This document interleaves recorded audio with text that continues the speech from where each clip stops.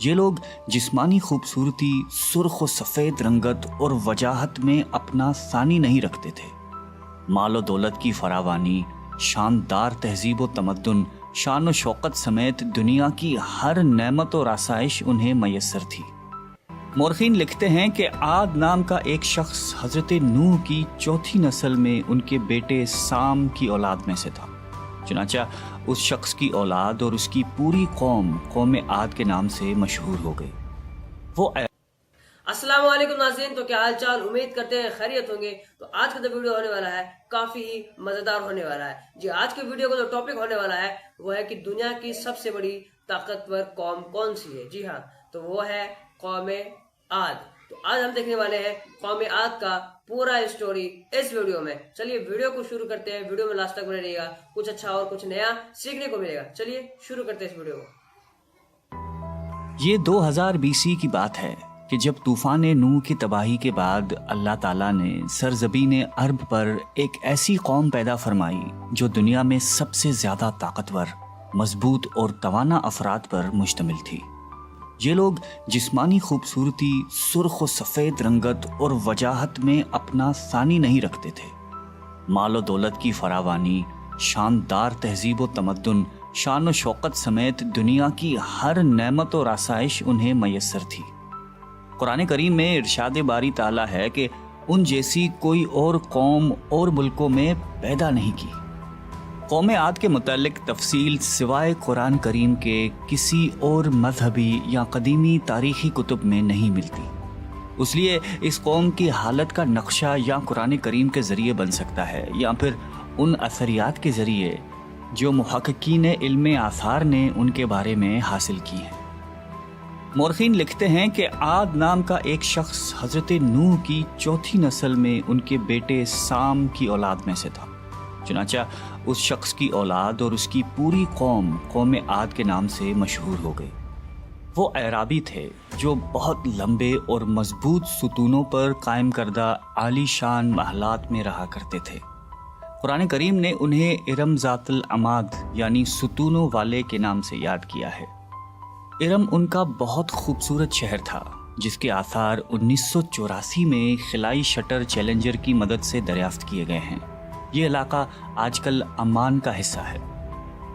بحریہ عرب اور بحر احمر کے درمیان عمان، حضرموت، بحرین اور مغربی یمن تک ایک وسیع صحرا ہے جسے صحرائے الاحقاف کہتے ہیں۔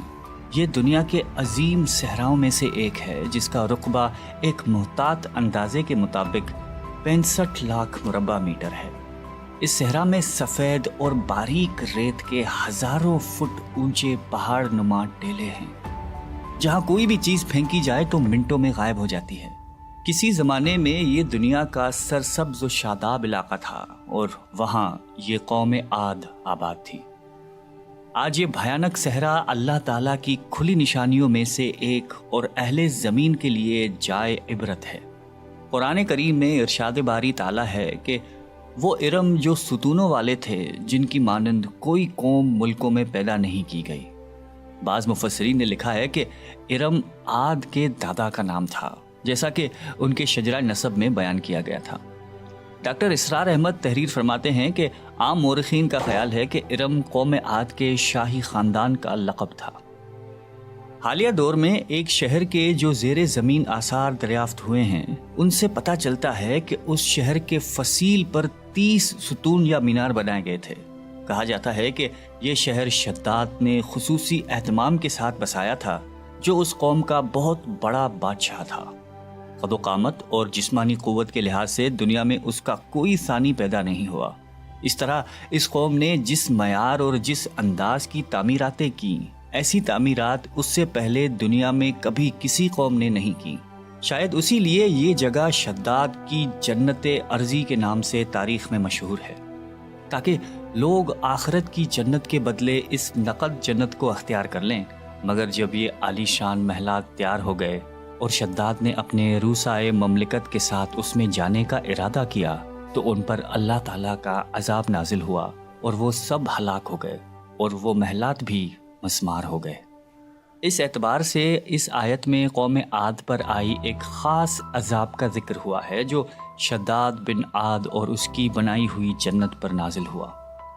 ایک اور روایت کے مطابق عاد کے بیٹے شداد نے جب جنت کے نام اور خصوصیات سے متعلق سنا تو اس نے زمین پر ایسی ہی جنت بنانے کا ارادہ کیا اور عدن کے کسی صحرا میں تعمیرات کا کام شروع کر دیا، اور مسلسل 300 برس کی شب و روز کی محنت کے بعد دنیا میں ایک خوبصورت جنت بنا دی، جس میں شاندار محلات بھی تھے اور نہریں اور آبشار بھی۔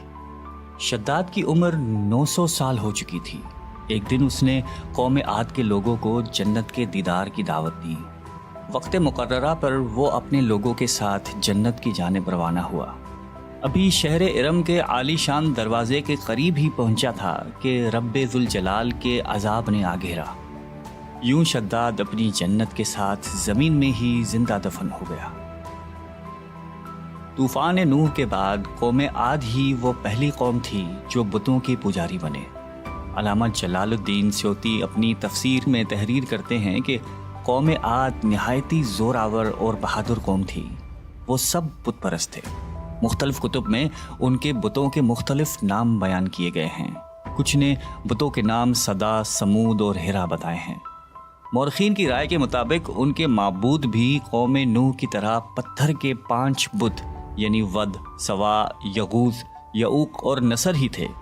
کفر و شرک کے سمندر میں غرق قوم عاد کی بد اعمالیاں جب اپنی انتہا کو پہنچ گئیں تو اللہ تعالیٰ نے انہی کے قوم کے ایک نیک اور صالح بندے کو ان پر پیغمبر بنا کر مبعوث فرمایا۔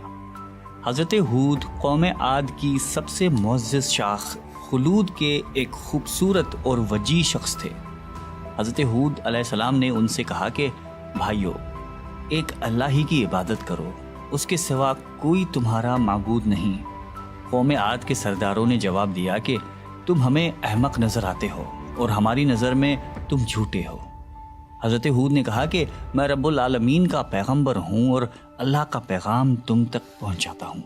کہنے لگے تم ہمارے پاس اس لیے آئے ہو کہ ہم اپنے ان معبودوں کو چھوڑ دیں جنہیں ہمارے باپ دادا پوجتے تھے اور صرف ایک اللہ کی عبادت کریں؟ اگر تم سچے ہو تو جس عذاب سے ہمیں ڈراتے ہو وہ لے آؤ۔ حضرت ہود مسلسل 50 برس یا اس سے بھی زیادہ واعظ و نصیحت کرتے رہے۔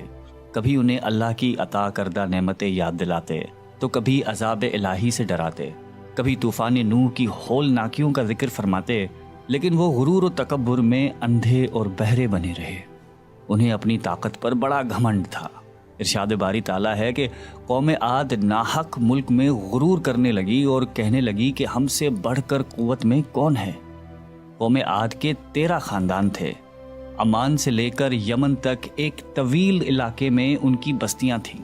سرسبز و شاداب کھیت و کھلیان، پھلوں پھولوں سے لدے ہوئے باغات، میٹھے پانی کی بل کھاتی نہریں، خوبصورت آبشاریں اور تندرست و توانا قوی، مضبوط اور قداور جسامتیں، انہی سب نعمتوں نے انہیں شدید گھمنڈ میں مبتلا کر رکھا تھا۔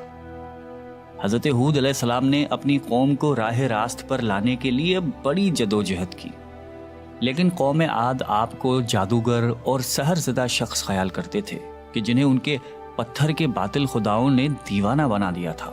بالآخر وہ لمحہ بھی آ گیا کہ جب حضرت ہود علیہ السلام نے بارگاہ الہی میں دعا فرمائی کہ اے میرے پروردگار، انہوں نے مجھے جھوٹا کہا ہے، اب تو میری مدد کر۔ فرمایا اے نبی، یہ تھوڑے ہی عرصے میں اپنے کیے پر پچھتانے لگیں گے۔ اللہ تعالیٰ نے اپنے نبی کی دعا قبول فرمائی اور قوم عاد پر عذاب کی ابتدا ہوئی۔ بادلوں کے فرشتے کو حکم ملا کہ اب بارش نہ برسائی جائے۔ چشموں کے فرشتوں کو حکم ملا کہ ان کے چشموں اور آبشاروں کو خشک کر دو۔ دیکھتے ہی دیکھتے شادابی ویرانی میں بدل گئی، مویشی مرنے لگے، پھل اناج ناپید ہو گیا۔ پوری قوم خشک سالی کا شکار ہو کر بدحال و پریشان ہو گئی۔ یہ سلسلہ مسلسل 3 سال چلتا رہا۔ نبی سے قوم کی یہ پریشانی دیکھی نہ جاتی تھی۔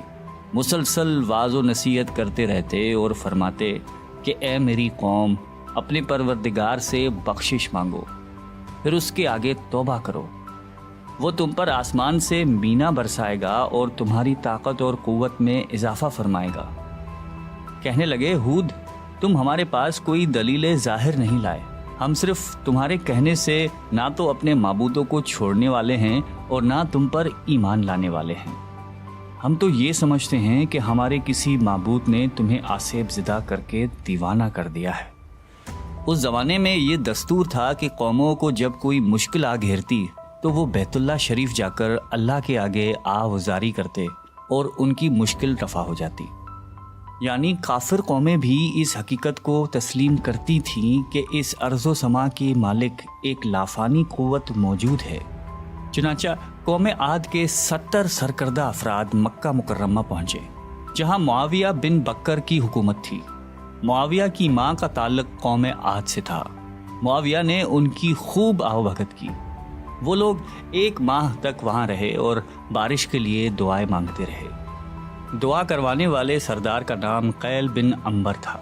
اللہ تعالیٰ نے ان پر 3 رنگوں کے بادل بھیج دیے، سفید، سرخ اور سیاہ۔ پھر آسمان سے ندا آئی کہ ان میں سے ایک کو منتخب کر لو۔ قیل نے سیاہ بادل کو پسند کر لیا کیونکہ وہ خوب بارش برسانے والا تھا۔ پھر ندا آئی کہ تو نے ہلاکت اور تباہی کو پسند کر لیا ہے۔ چنانچہ اللہ تعالیٰ نے سیاہ بادلوں کو قوم عاد کی جانب ہانک دیا، جسے دیکھ کر پوری قوم خوشی کے شادیانے بجانے لگے۔ ارشاد باری تعالیٰ ہے کہ جب انہوں نے اس عذاب کو دیکھا جو بادل کی صورت میں ان کے میدانوں کی طرف آ رہا تھا تو کہنے لگے یہ تو بادل ہے جو ہم پر برس کر رہے گا۔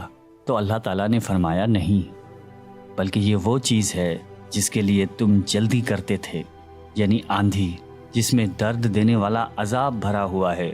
یہ ہر چیز کو اپنے پروردگار کے حکم سے تباہ کیے دیتی ہے۔ گناہگار لوگوں کو ہم اسی طرح سزا دیا کرتے ہیں۔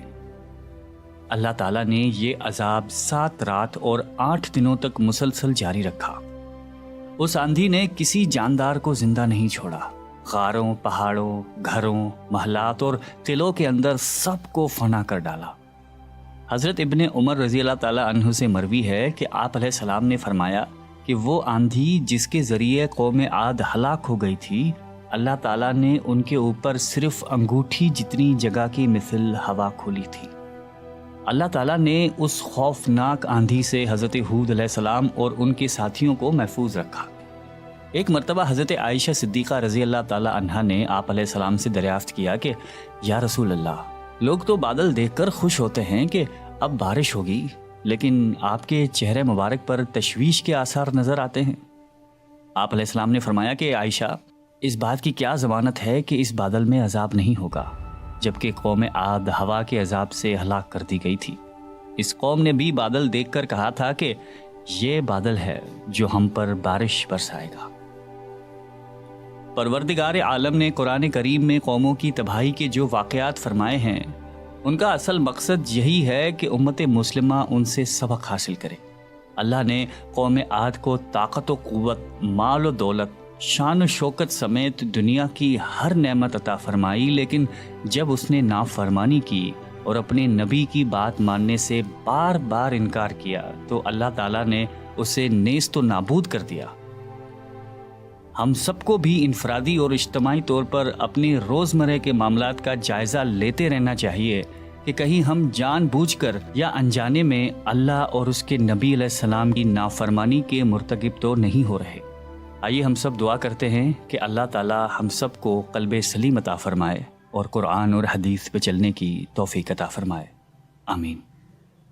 ناظرین، امید کرتے ہیں کہ اس اسٹوری کو سن کر آپ کو کافی کچھ سمجھ میں آیا ہوگا۔ یہ اسٹوری تھی ایک قوم عاد کے بارے میں جس کا پورا ہسٹری اس ویڈیو میں بتایا گیا تھا۔ امید کرتے ہیں کہ کچھ نیا اور کچھ اچھا سیکھنے کو ملا ہوگا۔